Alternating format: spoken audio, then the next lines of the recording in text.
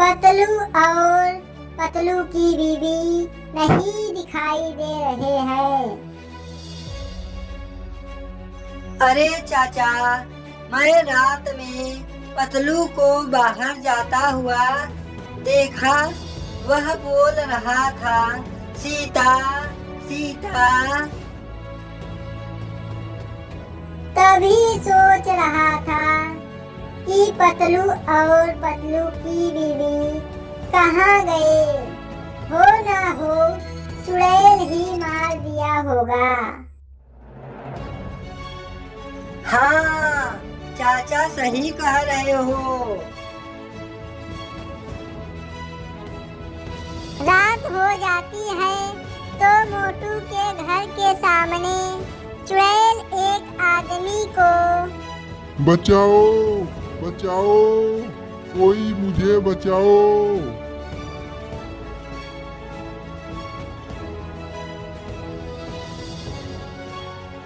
मैं गया बचाने तो मुझे भी चुड़ैल मार देगी।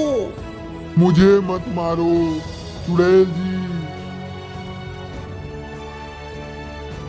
तुझे नहीं मारूंगा तो मेरा चक्की कैसे चलेगा। अब तुम लोग बाहर निकलना बंद कर दिया है। मैं जानता हूँ तुम लोग को घर से बाहर कैसे निकालना है।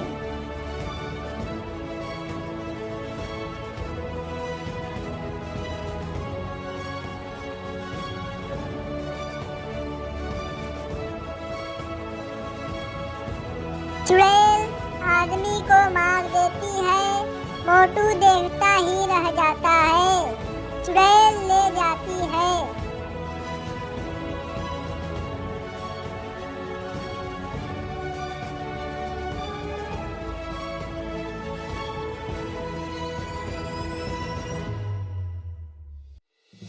चाचा, मेरे सामने ही आज रात में एक आदमी को मारकर उसे अपनी गुफा में लेके गई तो चक्की चलाने की आवाज आ रही थी।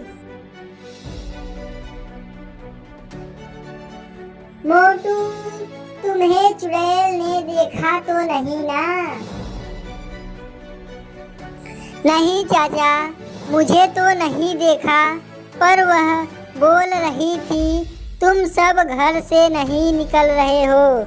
मैं जानती हूँ तुम लोग को कैसे बाहर निकालना है। जब रात होती है तो चुड़ैल गांव में आती है एक घर के पास।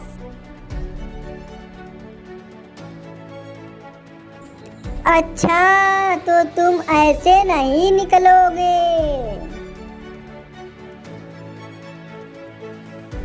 चुड़ैल उसके कमजोरी का पता निकाल लेती है तो चुड़ैल बोलती है, अच्छा, तो इसका मतलब इसका बच्चा नहीं मिल रहा है। इसके बच्चे के ही आवाज में ही बोलता हूँ। पापा, मैं बाहर हूँ, दरवाजा खोलो, मुझे घर के अंदर लेके जाओ। हाँ बेटा, अंदर आ जाओ, नहीं तो चुड़ैल आ जाएगी। पापा, तुम ही आओ, मुझे अंदर लेके जाओ।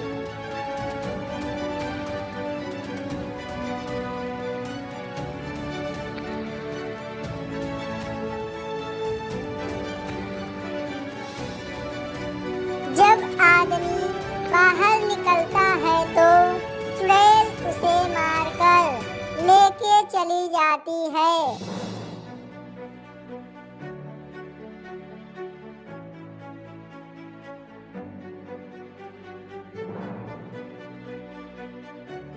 चाचा, मैं बहुत दिन से देख रहा हूँ चुड़ैल दिन में किसी को नहीं मारती है। हाँ, बात तो सही कह रहे हो मोटू। चलो उसके गुफा में देखते हैं।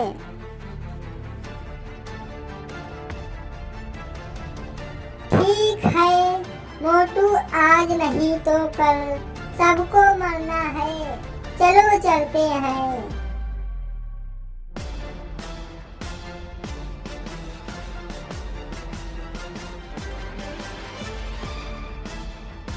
सभी गांव वाले मिलकर एक साथ चुड़ैल के गुफा में जाते हैं और वहां चुड़ैल चक्की चला रही थी, तो लोग मिलकर चक्की को तोड़ देते हैं, तो चक्की के साथ साथ चुड़ैल भी मर जाती है।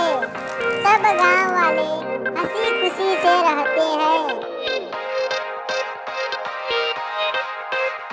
कई समय पहले की बात है, राजवड़गढ़ रियासत के राजवंश मर चुके थे और उनका सारा धन कहीं लुप्त हो चुका था। इस बात की खबर सभी को थी, लेकिन कोई भी उस खजाने को पाने में सफल नहीं था। अफवाह तो ये थी कि चुड़ैल है जो उस खजाने की रक्षा करती है। एक बार उस गांव के सरपंच के बेटे रोहित ने उस खजाने को ढूंढने की फैसला किया।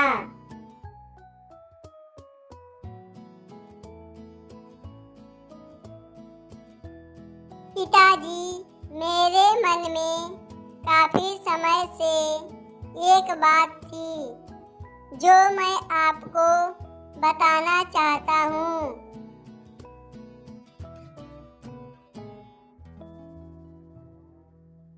बोलो बेटा, क्या बात है? पिताजी, आप तो जानते हैं कि राजवंश की रियासत के सभी राजवंशों का छुपाया खजाना कहीं लुप्त हो चुका है। मैं बस उसी खजाने को ढूंढना चाहता हूँ। बेटा, तुम मेरा सबसे होशियार बेटा है। मैं नहीं चाहता कि तू उस खजाने के चक्कर में अपनी जान को जोखिम में डाले। मेरी बात मान बेटा, भूल जा इस सब चीजों को। वहां जाना ठीक नहीं तेरे लिए।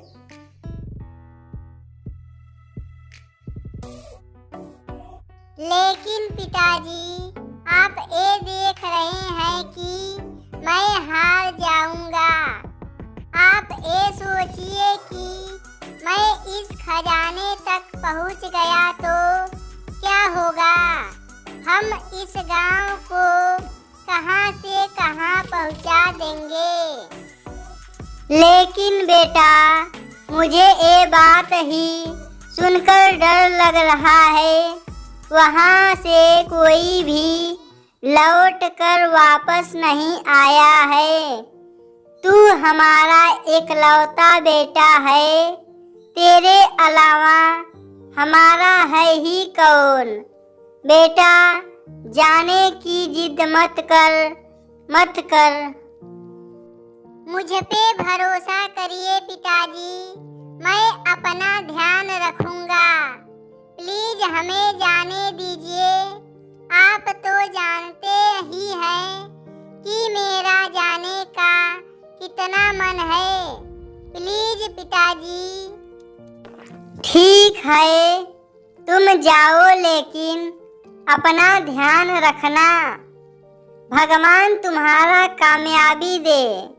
याद रहे तुम्हें, हमारी कसम, तुम अपनी जान को खतरे में नहीं डालोगे। आप फिक्र ना करें पिताजी, मैं अपनी पूरी कोशिश करूंगा। पर देखना पिताजी, मैं खजाना लेकर ही वापस आऊंगा।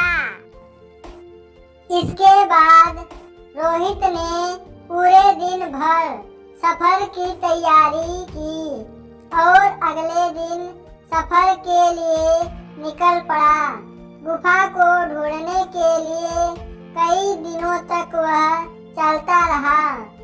एक दिन गांव वाले की बताए हुए कहानियों से मिलने वाले सुराग से वह गुफा के पास पहुंचा और उसने वहां पर रखे पत्थर हटाए और अंदर चला गया।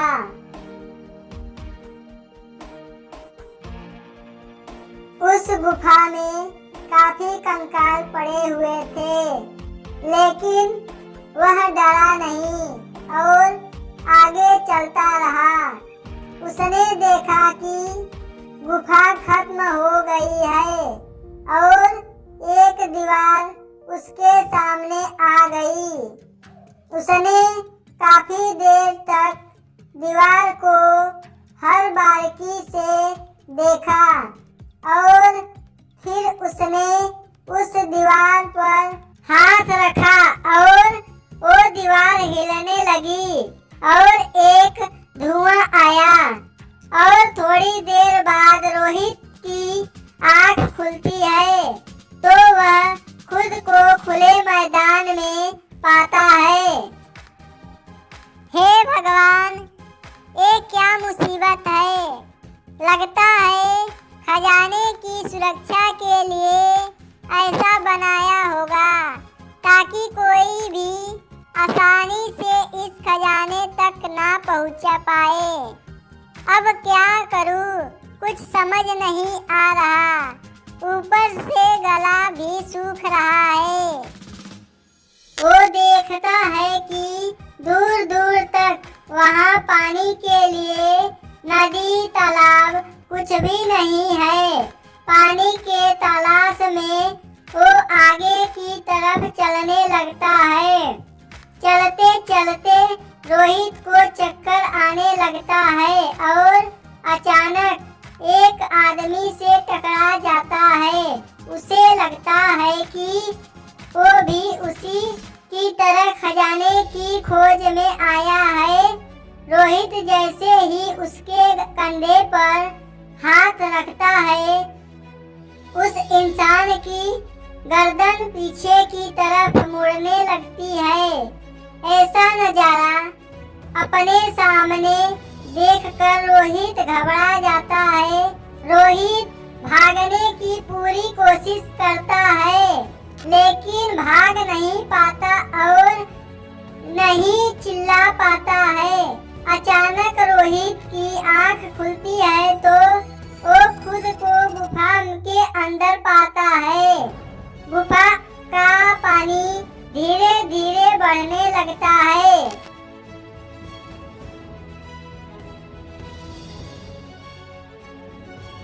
मुझे जल्दी यहाँ से निकलना होगा, नहीं तो आज मेरा प्राण नहीं बचेगा।